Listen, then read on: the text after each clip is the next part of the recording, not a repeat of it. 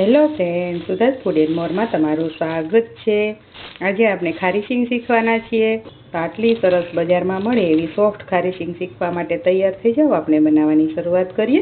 તો હવે શરૂ કરીએ તો આપણે અહીંયા ખારી સિંગ બનાવવા માટે મેં આવી રીતના મોટા હોય એવા દાણાવાળી સિંગ લીધી છે અને સોલ્ટ લીધું છે। બસ આ બે જ વસ્તુથી આપણી ખારી સિંગ બની જશે। તો ચાલો આગળની પ્રોસેસ જોઈએ। તો હવે આગળની પ્રોસેસ માટે મેં અહીંયા પાણી લઈ લીધું છે અને ગરમ મૂકી દીધું છે। આપણે 1 ચમચી જેટલું સોલ્ટ એડ કરીશું। અહીંયા મેં સાદું મીઠું લીધું છે, તમે સિંધવ પણ લઈ શકો। હવે આ પાણીને આપણે ઉકળવા દઈશું। હવે સરસ ઉકળી ગયું છે, આપણે એમાં સિંગ નાખી દઈએ અને આને બફાવા નથી દેવાની, ખાલી 5 મિનિટ જ રહેવા દેવાની છે।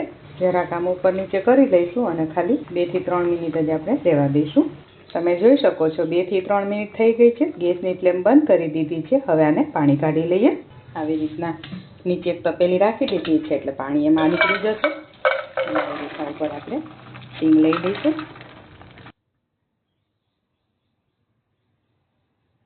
હવે આપણે આને નિતારી લીધી છે અને આને ગરમ ગરમ જ શેકી લેવાની છે। હવે સિંગ શેકવા માટે મેં અહીંયા સોલ્ટ લઈ લીધું છે। ગેસ ચાલુ કરી અને એની ઉપર મૂકી દીધું છે। થોડું ગરમ થવા દઈએ।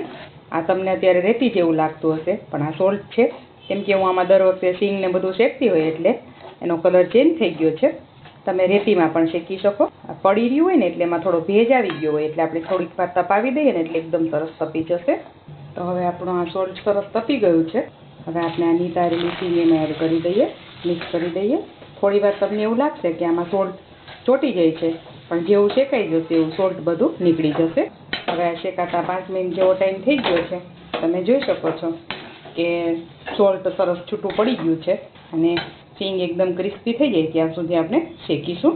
બીજી 5 મિનિટ જેવો ટાઈમ થઈ ગયો છે અને દાણા સરસ ફૂટવા માંડી ગયા છે। તમને અવાજ પણ આવતો હશે। 1-2 દાણા આપણે થોડા ઠંડા પડવા દઈએ એટલે ચેક થઈ જાય। ગરમ ગરમ કોતરી નહીં નીકળે એટલે આપણે પહેલાં એને ઠંડા પડવા દેવાના અને લાસ્ટમાં આવી રીતના કન્ટિન્યુઅસ હલાવતા રહેવાનું, કેમ કે જો તમે હલાવવાનું બંધ કરશો તો સિંગ દાજી જશે। હા, જો સિંગના ફોતરા તરત નીકળી ગયા છે। હવે આપણે 2 મિનિટમાં તૈયાર થઈ જશે, આપણે કાઢી લઈશું। હવે આપણે આ સિંગ શેકાઈ ગઈ છે, આવી રીતના આપણે કાઢી લઈએ।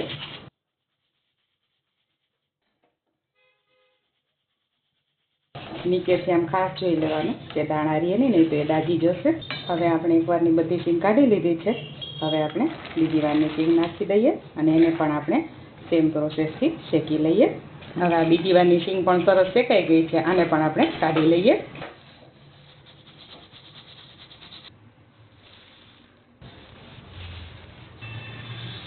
તો ફ્રેન્ડ્સ, આપણી બધી સિંગ સરસ શેકાઈ અને તૈયાર થઈ ગઈ છે। આવી રીતના આપણે કિચન ટોવેલ ઉપર કાઢી લીધી છે અને આને ઠંડી પડવા દઈશું।